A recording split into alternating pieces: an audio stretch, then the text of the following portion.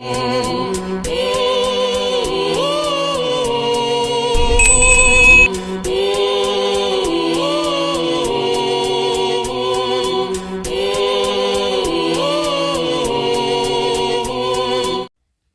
दिन हो गए, वो आई नहीं अब तक। कहाँ गई होगी मेरी चंद्रिका? कहती तो थी कि वो वो मुझ जैसे पागल के साथ नहीं रहना चाहती, वो किसी और के साथ भाग जाएगी। तो क्या सचमुच मेरी बीवी को कोई मुझसे बेहतर मिल गया होगा?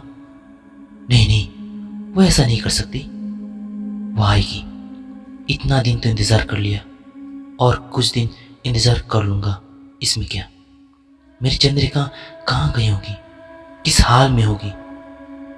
ए, क्या कर रहा है वहां ऊपर खिड़की के पास? जल्द नीचे आ, कब से बुला रही हूं। नाश्ता तैयार है। एक धुन में बैठा हुआ मैं जब उस आवाज को सुनकर नीचे देखा, तो नीचे रसोई घर के खिड़की से मेरी माँ मुझे बुला रही थी। मेरी माँ की वो एक आवाज में ही मैं नीचे जल्दी जल्दी रसोई घर की तरफ जाने लगा। मेरी माँ उस घटना के बाद से ही बहुत पतली पतली सी लगने लगी है। मुझे बहुत डर लगने लगा है आजकल माँ से। वो पहले तो ऐसी नहीं थी। आजकल उस घटना के बाद से ही मेरी माँ के बर्ताव में बहुत बदलाव देखने को मिल रहा है। उनके पास बैठते ही दिल की धड़कनें तेज होने लगती है, पाँव डर से कांपने लगता है, और उसके ऊपर से मेरी बीवी की यादें मुझे सोने नहीं देती।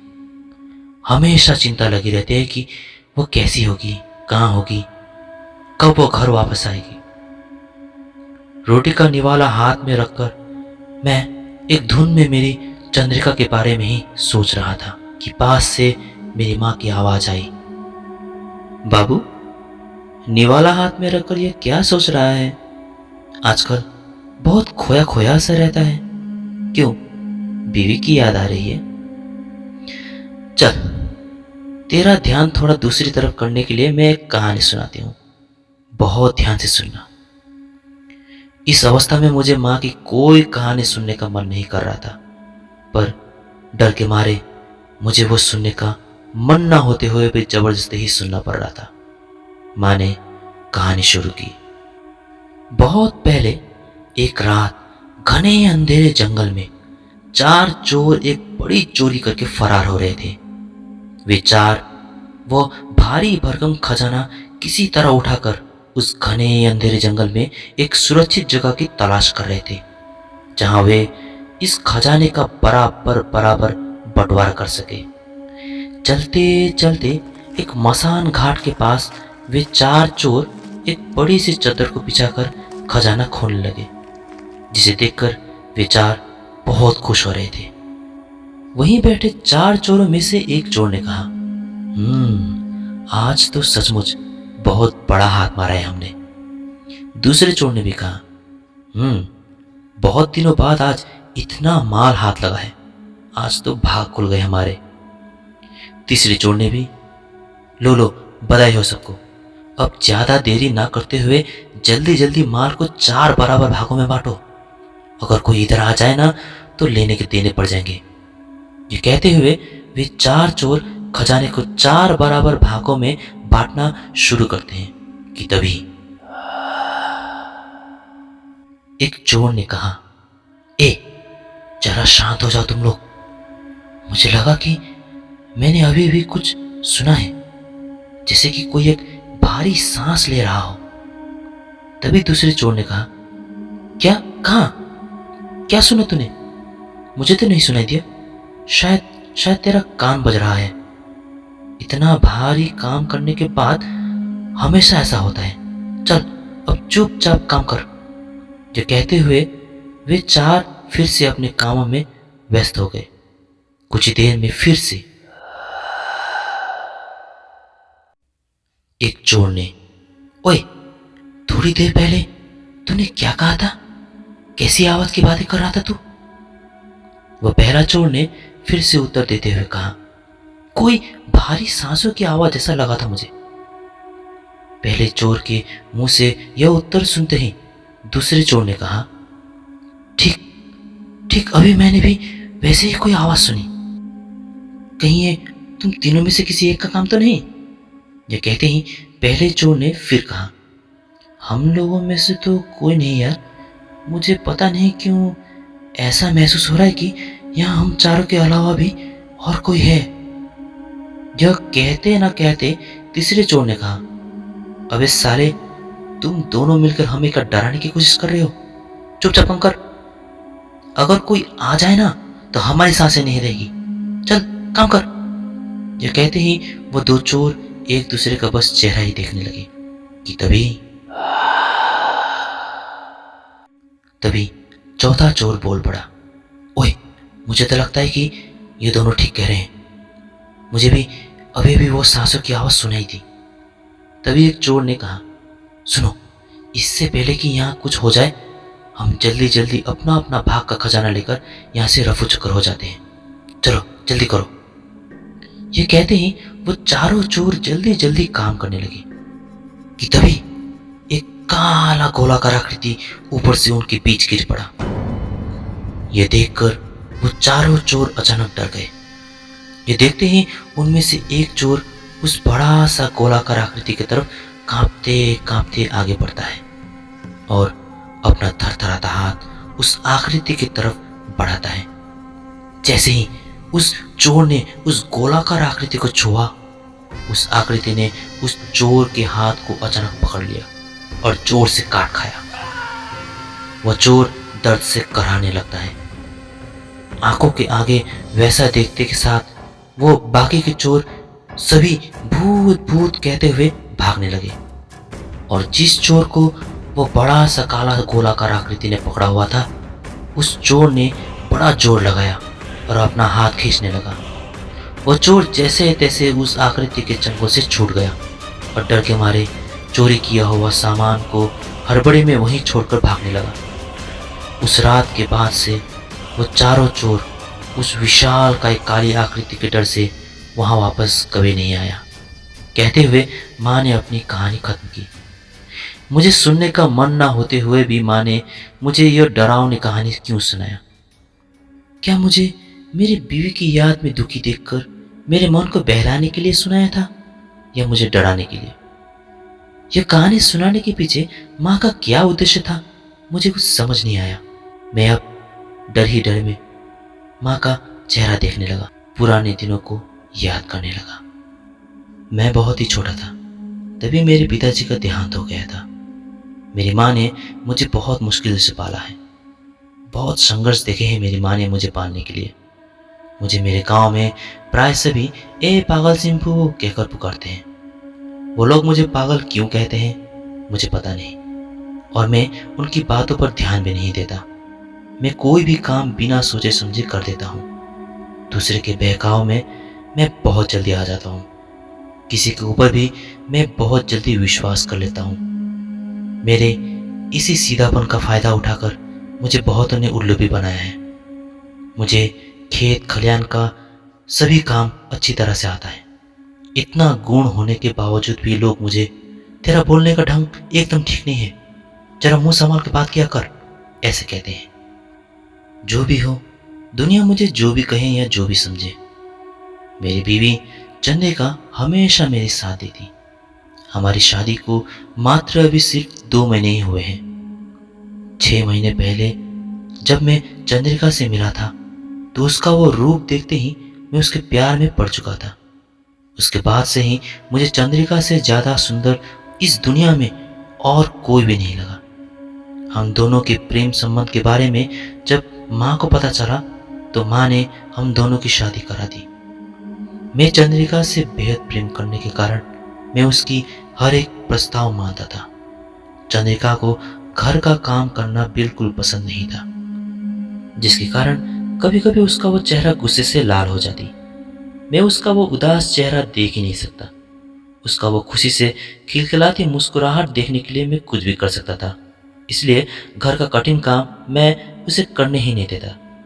कुछ दिन पहले की बात है, मैं और चंद्रिका हम दोनों खेत पर काम कर रहे थे। काम करते करते मैंने चंद्रिका से पूछा, ओ चंद्रिका, क्या हुआ, थक गए क्या? इस पर चंद्रिका बोल पड़ी। हाँ, बहुत थक गई मैं। सबसे छोटी होने के कारण घर पर मुझे बहुत लाड प्यार से रखा हुआ था। यहाँ आकर बहुत दुख झेलना पड़ रहा है मुझे। अगर अगर यह पता होता ना कि तुम्हारे घर पर इतना काम करना पड़ेगा, तो मैं तुम जैसे पागल के साथ यहाँ कभी शादी करती ही नहीं। मुझे तो कभी कभी लगता है कि किसी दूसरे को ढूंढकर उसी के साथ भाग जाऊं। मैंने उसे मनाते हुए कहा, हाँ, ऐसा मत कहो ना। तुम जो भी कहो, पर मुझे छोड़कर जाने की बात मत किया करो। बड़ा दिल दुखता है। और और रहा काम की बात, तो मैं कर दूंगा ना। तुम्हें कुछ नहीं करना पड़ेगा। अब यह खेत का काम भी मैं खुद अकेला खत्म कर दूंगा। तुम आराम करो। चंद्रिका का वो थकावट देखकर वो खेत का सारा काम मैं खुद अकेला करने लगा। काम करते करते धूप थोड़ा ढलने लगा था, तो मैं भी उसी पेड़ के नीचे जाकर आराम करने लगा जहां चंद्रिका बैठी थी। मैं जब चंद्रिका के पास जाकर बैठा तो चंद्रिका मेरे माथे के पसीने को पोंछते हुए कहने लगी, ए सिंपू, मैं एक बात पूछूं? मैंने भी उससे कहा, पूछो ना, क्या बात है? चंद्रिका कहने लगी, तुम मुझसे कितना प्यार करती हो, बोलो ना। कहने पर मैंने, संसार में सबसे ज्यादा मैं तुम्हीं से प्यार करता हूं। कहने पर उसने, सच्ची? तुम मेरे लिए क्या कर सकते हो? चलो जरा मैं भी तो देखूं तुम्हारा प्यार। मैंने, तुम्हारे लिए मैं कुछ भी कर सकता हूं चंद्रिका। तुम सिर्फ बोल के तो देखो, मैं मेरा जान भी दे सकता हूं। मेरे इतने कहते ही चंद्रिका बोल पड़ी, तब ऐसी बात मत करो ना। मैं तुम्हें एक काम दूंगी, कर सकोगे? मैंने, कैसा काम? बोल के तो देखो। जब मैं इतना बड़ा खेत का काम अकेला कर सकता हूं, तो दूसरा काम भी आराम से कर सकूंगा। तुम बोल के तो देखो। तुम्हारा सिंपू हमेशा तैयार है। उसने, काम खेत का नहीं है, काम कुछ अलग है। तुम सचमुच कर पाओगे ना? मैं, अरे हाँ, तुम कह के तो देखो। मेरे इतना कहते ही चंद्रिका ने मेरा हाथ पकड़कर अपना सिर पर रख दिया और कहा, अगर तुम मुझसे सचमुच प्यार करते हो सिंपू, तो पहले मेरी कसम खाओ कि तुम वो काम कर पाओगे और करोगे ही। उसका इतना कहते ही मैं भी आवेश में आकर, अरे अच्छा ठीक है, लो तुम्हारा कसम खा लिया। अब बोलो तो, क्या करना है? काम जो भी हो, मैं उस काम को जैसे भी हो पूरा करूंगा। लो कसम भी खा लिया। अब तो कहो क्या करना है? उसके बाद चंद्रिका ने जो कहा वो सुनकर ऐसा लगा मानो मेरे पैरों तले जमीन खिसक गई हो। चंद्रिका ने कहा, तो ठीक है, ध्यान से सुनो। अब तुमको जो करना पड़ेगा यह है कि अब तुमको तुम्हारी बूढ़ी माँ को जंगल में ले जाकर जलाना पड़ेगा। लो यही है काम। चंद्रिका की वो बातें सुनकर मेरी आंखें फटी की फटी रह गई। मैं उससे क्या कहूँ क्या ना कहूँ, कुछ समझ नहीं आ रहा था। फिर मैंने सोचा कि वो शायद मजाक कर रही है। धत, क्या जो मुंह में आया वही बोल रही हो तुम? और कोई काम नहीं मिला तुमको? ऐसे भी कभी मजाक किया जाता है क्या? मेरे इतना कहते ही चंद्रिका मुस्कुराते हुए मुझसे कहने लगी, मजाक? मैं मजाक नहीं कर रही। तुमने मेरा कसम खाया है। तुम ही कह रहे थे ना कि तुम मुझसे कितना प्यार करते हो। लो अब प्रमाणित करके दिखाओ। हिम्मत है? तुम अगर ये काम पूरा करके दिखाओगे तो ही मैं मानूंगी कि तुम मुझसे सच्चा प्यार करते हो। मैं दिल मिलाता हुआ उससे कहने लगा, तुम ये कैसे पागलों जैसी बातें कर रही हो चंद्रिका? फिर चंद्रिका बोल पड़ी, मुझे और कुछ नहीं सुनना, बस तुमको यह काम जैसे भी पूरा करना है। अगर तुमने यह काम पूरा नहीं किया तो मेरा हालत क्या होने वाला है यह तुम नहीं जानते। किसी की कसम को तोड़ने पर क्या होता है पता है ना तुम्हें? और तुमने मेरा कसम खाया है, याद है ना? इतना कहकर चंद्रिका सरासर घर की तरफ चलने लगी और मैं वहीं घुटनों के बल बैठकर अपना मिट्टी से सना हुआ दोनों हाथ अपने सिर पर रखकर, हे भगवान, ये कैसा दिन देखना पड़ रहा है मुझे, कहते हुए मैं वहीं कुछ देर पड़ा रहा। मुझे ऐसा लग रहा था मानो मेरे ऊपर पूरा आसमान टूट पड़ा हो। मैंने बचपन में सुना था कि किसी का कसम खाने के बाद तोड़ना नहीं चाहिए, नहीं तो बहुत अशुभ होगा। मैं उस रात सोया भी नहीं। मैं रात भर सोच में पड़ा रहा कि अब क्या करूं। समय दिन बीतता रहा, पर चंद्रिका बीच बीच पर मुझे हमेशा वह बात याद दिलाती रहती। चंद्रिका बीच बीच में सलाह देती कि मैं माँ को तीर्थ धाम ले जाने के बहाना बनाकर जंगल में ले जाऊं और वहीं पर उनको जला डालूं। मैं दो धार में पड़ चुका था, एक तरफ मेरी माँ तो दूसरी तरफ मेरी श्रीमती। बहुत सोचने के बाद मैंने अंत में अपनी श्रीमती की बातों को मानने का फैसला किया। दूसरे दिन की सुबह सुबह मैंने माँ से कहा, माँ, आज मैं आपको गुरुधाम का दर्शन कराने ले जाऊंगा। मेरी माँ बहुत खुश हुई। उनको जिंदगी में पहली बार उनका बेटा जवान होने का एहसास हो रहा था। जिंदगी में पहली बार उनका बेटा उन्हें कहीं घुमाने ले जा रहा था, जिसकी खुशी उनके मासूम चेहरे पर झलक रही थी।